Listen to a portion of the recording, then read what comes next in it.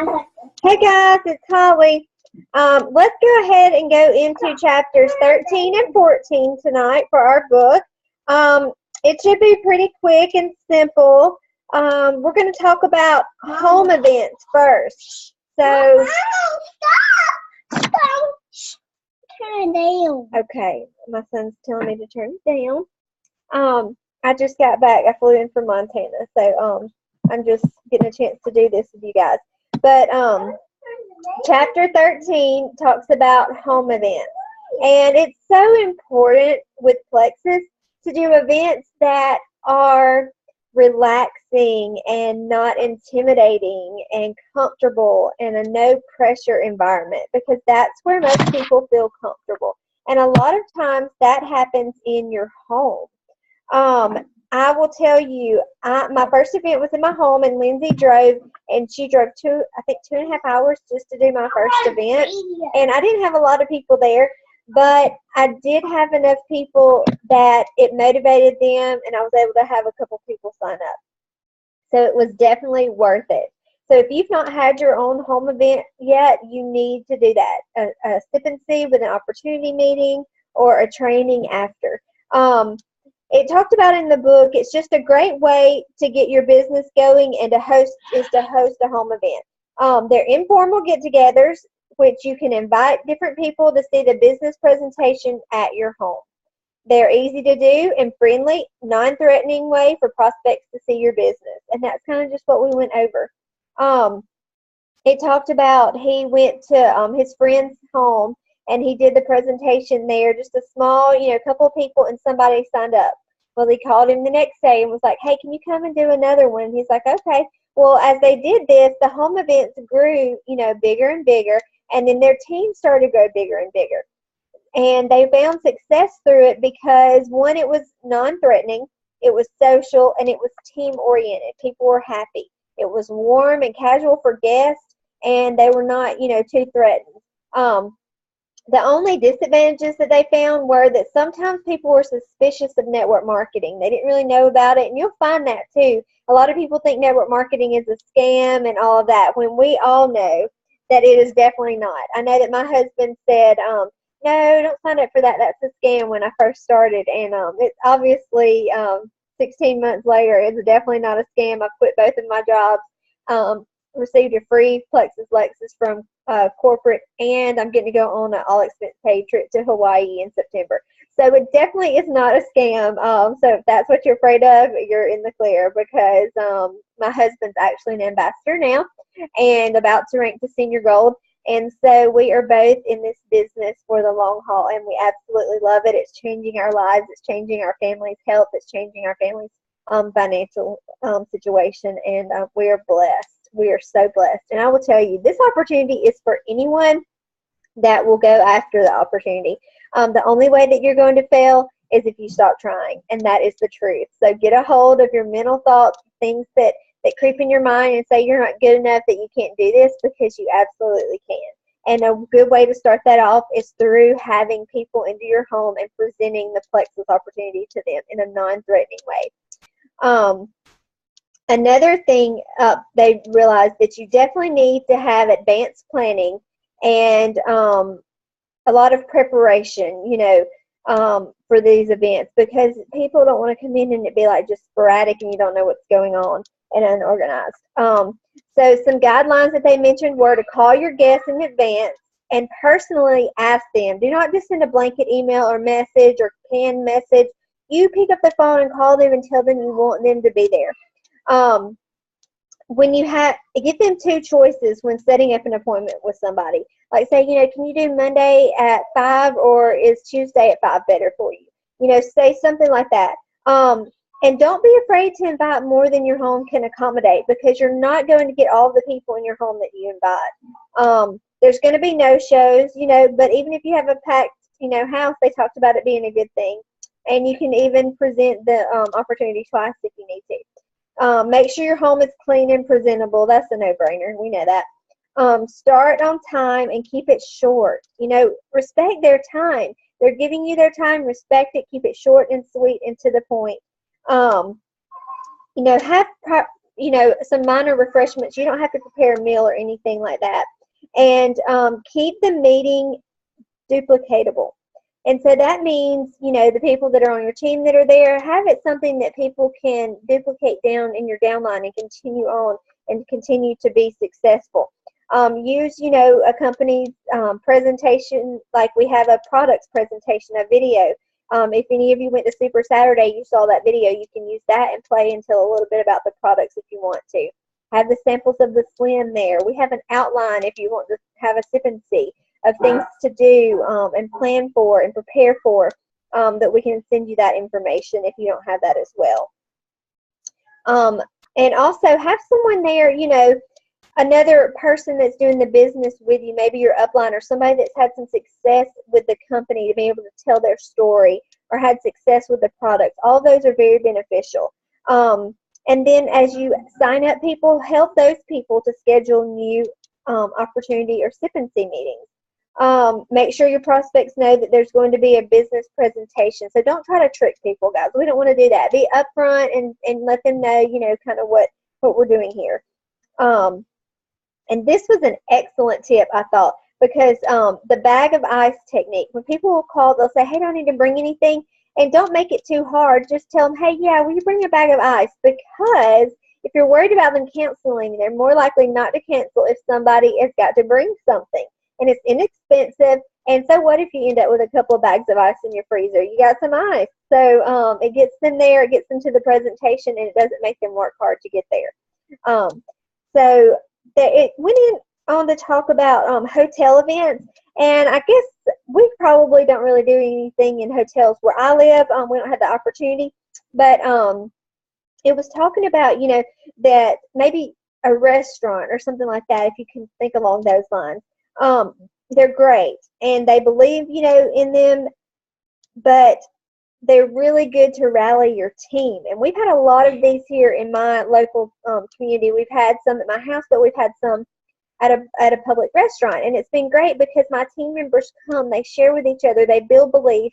And if you are having trouble with your belief and having trouble going on, you need to become involved with people in Plexus in person, not just over a video chat or something like that. Make sure you're coming to events. You build your belief. You build the things that you hear is set in your mind on how you can help other people. So make sure that you do that. And make it something that can be, you know, repetitive, and maybe a weekly event or a monthly event or something that people look forward to. You know, be organized with it. Don't be, you know, something that you just throw up there and it's like, oh, you know, have, you know, a plan. Have people that can tell their testimony. Have the products presentation or whatever it may be. But after that, have a time where you can train your ambassadors too. And that they can ask questions or set up dates with you. So make sure that you're doing it for a good team event as well. Invite everyone. I always invite everyone on my team to all of mine. I don't just seclude it to different downlines. But it's talking about tips for a great event. And as guests enter the room for the first time, they take into account everything that's going on. They make judgments based on how people are dressed, how others act, and even how the room itself appears. So here's a few tips. Arrive early. That's very important because in networking, everything you do is observed. So be early.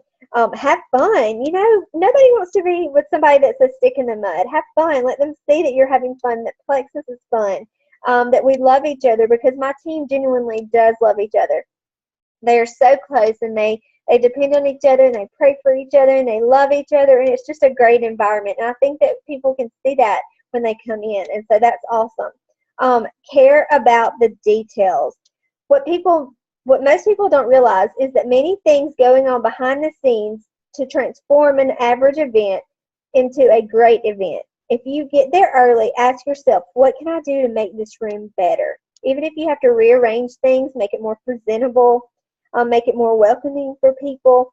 You know, consult with different people in the business and ask them if we need to implement new ideas or change up things. So make sure you realize that it is definitely the little things that make the big things work.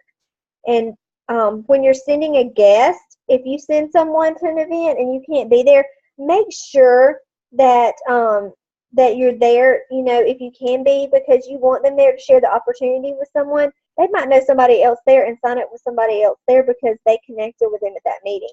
So you never know. You need to be there at the event with them. I've had that happen a couple of times from some of my people. There's just really no real replacement for being there with your prospect for the first look. So make sure that you're attentive to that. Advantages. You know, you can have different people there, top leaders and presenters. There's power in numbers.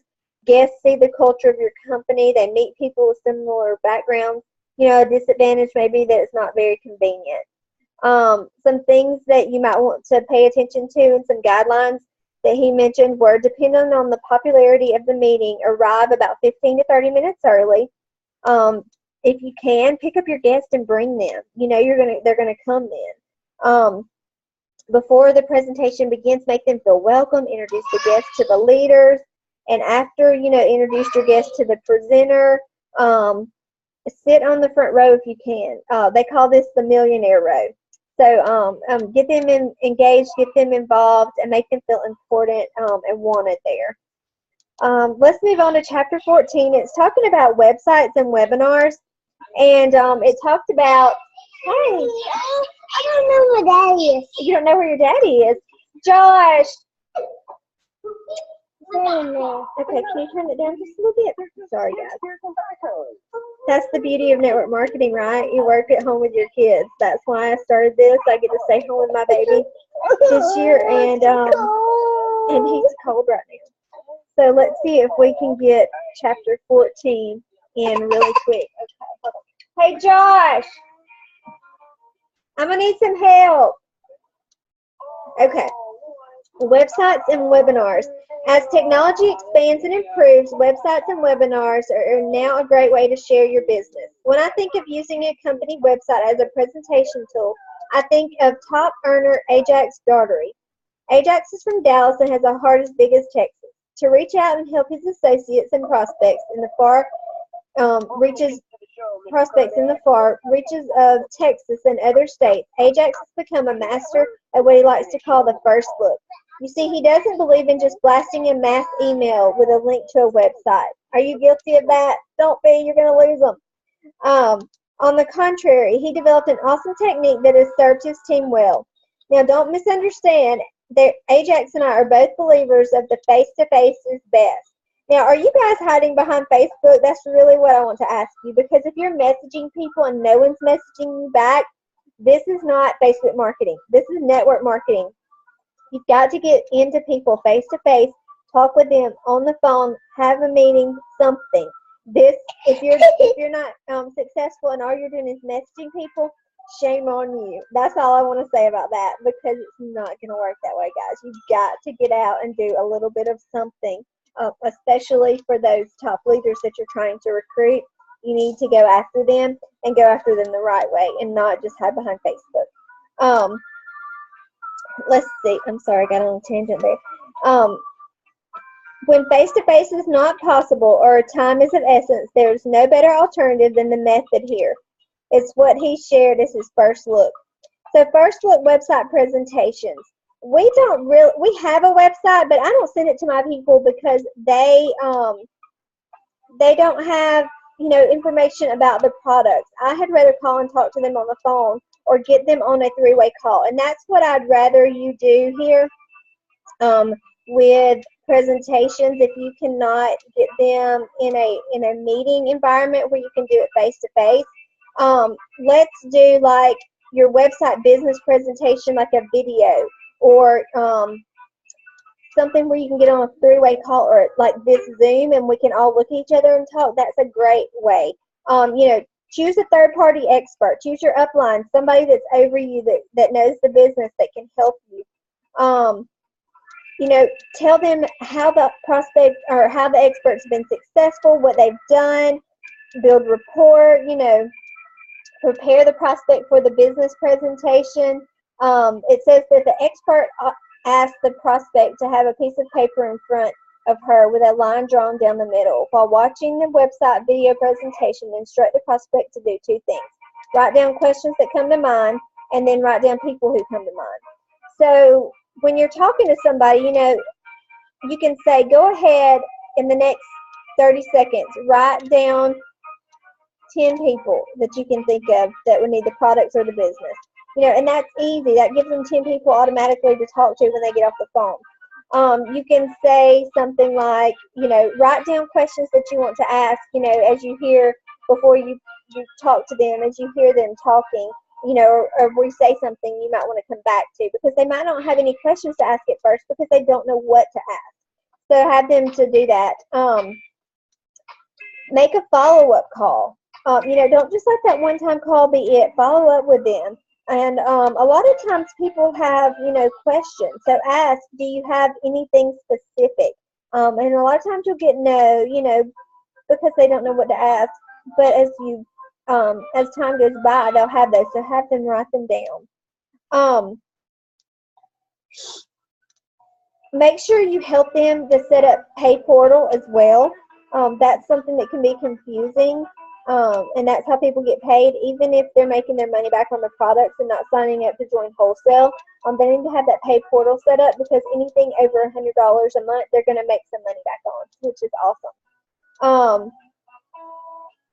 Let's see, what else did I want to go over with that? Webinars.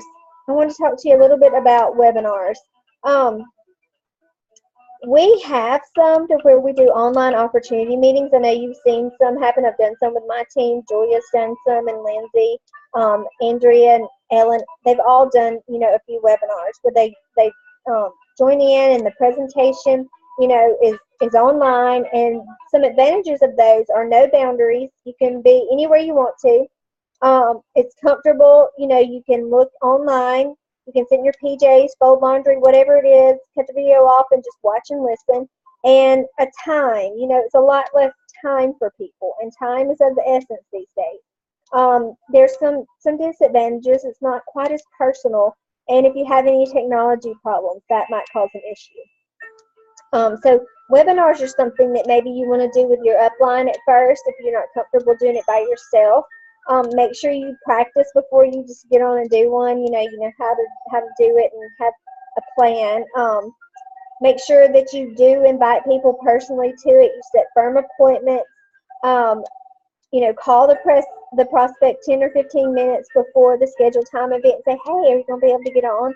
All of that kind of stuff. So those are just some things in the next 2 chapters, that you can use and you can do. It's tools and how to present the opportunity, how to present the business, whether it be face-to-face, online, through the phone, whatever it is. But I will tell you this. If you are one that's saying you want the business and you're not doing the work to get it, it's not going to happen for you. And I have a lot of people on my team, and I've been at the point at one time before that said I wanted the business, but I wasn't doing the work behind it to get the business. There's a difference in people that just want their money back for the products each month and people that want to work the business and make it all the way to diamond. So if you're somebody that wants to make it to diamond, then guys, do the work. You know what to do. This upline is amazing. They have trained, opportunity after opportunity. But you know what? Rita and Brooke and I can send you all the links that we get and all the things that they're sending us. But if you don't put the time in and invest in yourself and train yourself and learn, then you are not going to be successful at this. So I'm so proud that you're on this meeting tonight and still sticking around for this video and this book. And just do it, guys. The work is easy. It's a little time consuming, but it's doable. If you will dive all in and do it, there is no way that you will fail at this. So I want to say, go for it. Go all in, because we are preparing for a time of year that is huge for Plexus and huge for your team. If you will continue doing the hard work now and preparing the crops for the rain. So good luck, guys. I look forward to seeing your teams grow, and we'll see you next week.